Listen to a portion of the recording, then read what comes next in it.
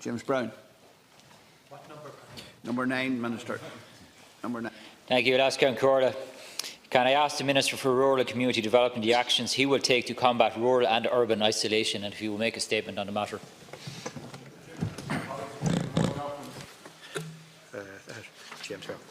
Thank you, Deputy.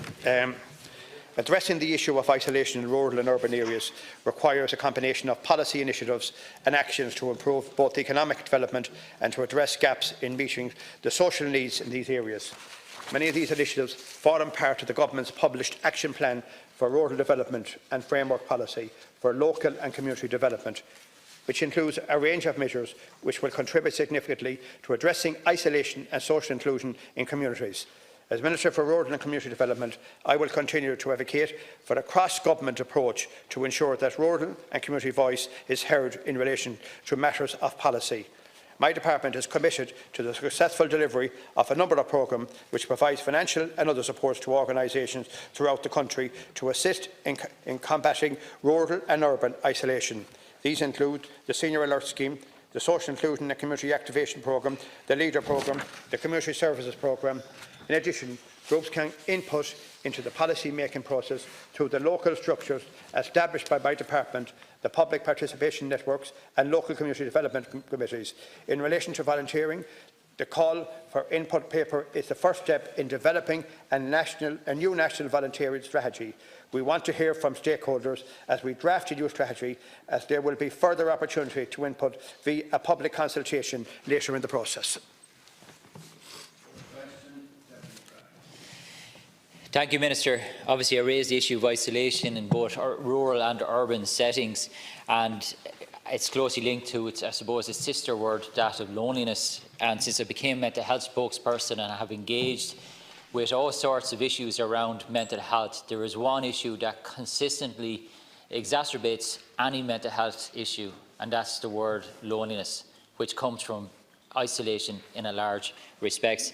It affects both your physical health as well as your mental health as well. And whether it's in the urban centres of Gorey, Wexford, Enniscorthy, New Ross, or the rural parts of those, or whether I'm meeting groups in Dublin City or Cork or wherever the case may be, it is consistently there, isolation and loneliness and its effects on mental health. But I do think there's an awful lot we can do. Maybe a lot of the traditional structures that were there to prevent isolation and loneliness are gone, but I think the state can do an awful lot to develop new structures where people can meet, people can interact and people can engage to combat this, I think, epidemic. Thank you very much.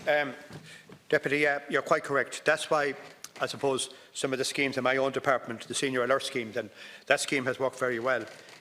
We spent €6.984 million in 2018 supporting 19,000 new participants in 2018. Now, there's a new initiative that I'm going to introduce, and I'd like your support, and I'd like the support of everybody in this House.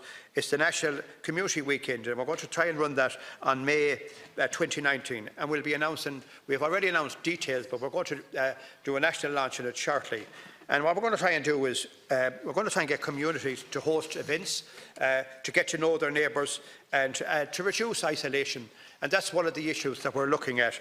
And I think, there's many people that are out there in a voluntary capacity who would be prepared to visit neighbours, to visit friends, and to visit people that need people to visit them. And I think this scheme that we're going to launch, we have already launched it in September, but we're going to do a national launch shortly, and we're hoping to have it in the May weekend. And I hope that will encourage people to get to know their neighbours. In relation to the other schemes that I have there, the SICAP programme, again, we have put 190 million over from 2018 to 2022. Over 25,000 individuals have been helped with that. The Mid Shed, again, across Ireland, they're out there doing that. And I suppose the other one that we did, and people don't see it as a help to rural isolation, that's the LIS scheme. That funding is there to let people to be able to get in and out of their homes. Deputy Browne's final supplementary.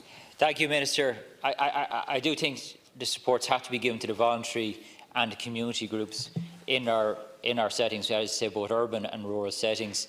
In particular, those groups are already out there. There are some villages I think are quite good and quite strong, and they tend to be ones that have schools and have shops. But there's a lot of small villages in rural Ireland they don't have that little centre there, and I think we need to find a way to encourage greater interconnectivity in those areas. Obviously, people with disabilities, older people are very vulnerable, but a lot of young, healthy people, in particular farmers, are being isolated as well. The milkman now comes in and obviously collects the milk without talking to the farmer. The postman leaves the post down in a little green box at the bottom of the laneway, and farmers can go days without speaking to anybody, and there is a serious issue there. But equally in the urban settings, in the big cities, the most loneliest place you can be is surrounded by people, I think, sometimes in the big cities, and especially for elderly people again. So I suppose what I'm trying to do, Minister, is just encourage you to do whatever you can to combat this epidemic. I also, Deputy, have the Community Services Programme, and that programme works very well.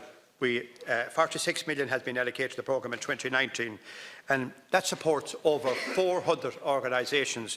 And that programme deals with a lot of the issues that you raised with there. And again, as where we have social enterprises and we have voluntary groups, and we have groups out there that are targeted and disadvantaged, and sometimes they don't fit in to some of these schemes. And I'm at the moment doing a review of that Community Services Programme, and I want to protect particularly the community aspect of it. But as I say, in that Community Services Programme, we have 48 million, which is big funding, and as I say, we supported over 400 groups and 400 organisations. But if we do, they do a tremendous job, and they do a tremendous job for the community. And particularly, I would hope that maybe some of these groups might look at that issue that you raised in relation to loneliness, what they can do to help the elderly, what they can do to support them, and whatever can be helped to help them.